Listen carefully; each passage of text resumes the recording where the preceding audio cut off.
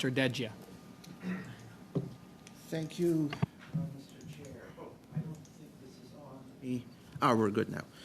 Thank you, Mr. Chair. Canada's economy today stands at a crossroads. For the last quarter for which we have data, GDP actually contracted. Inflation just clocked in at 4%, still well above the Bank of Canada's target. More rate increases, therefore, could be on the horizon. Households in Canada have amongst the highest debt of any G7 country. Coupled with high house prices and insufficient new housing, many middle-class families can no longer afford to own a home, and many are fearful that they won't be able to afford the monthly payments on homes they already own as rates keep ticking up and stay high. There is a homeless and drugs crisis on our streets, making people feel unsafe. You just have to walk about 5 minutes from here to see that for yourself.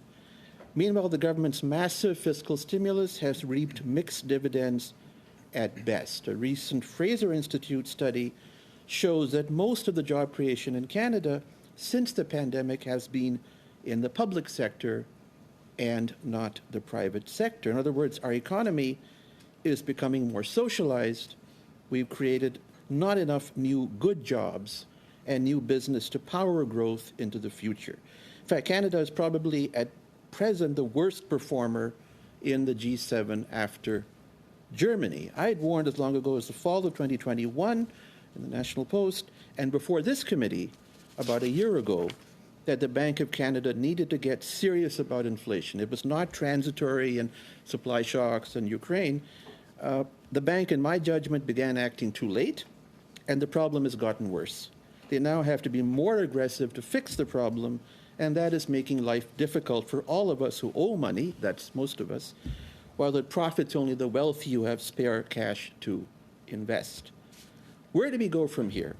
There's a real danger that we will fall back into stagflation, that is, stagnation in the economy and high inflation. We've seen this movie before in the 1970s and again in Canada in the 1980s, and we know it doesn't end well, as we've seen also with wage and price controls at that time. We seem to have forgotten the important lessons which were painfully learned. The recipe for success is prudent fiscal policy, sound money, and sensible regulation that protects consumers whilst not stifling business in red tape. That is the formula we used in Canada to right the ship under governments of different parties. In Canada now we have the opposite situation: profligate government spending, the long-lasting harmful effects of loose money and stifling regulation are giving us low growth, high inflation in a doing business environment that chokes new business creation and gives us low growth compared to our G7 peer group, and means that prospects for many young people coming into the workforce or looking to start a business are increasingly dim. In thinking about the next budget, my suggestion to the committee is to look at the things we did right that gave us a booming economy and what is wrong now. We need a combination of sensible tax cuts and spending cuts that helps us balance the government's books in a prudent manner while lifting the burden on average Canadians.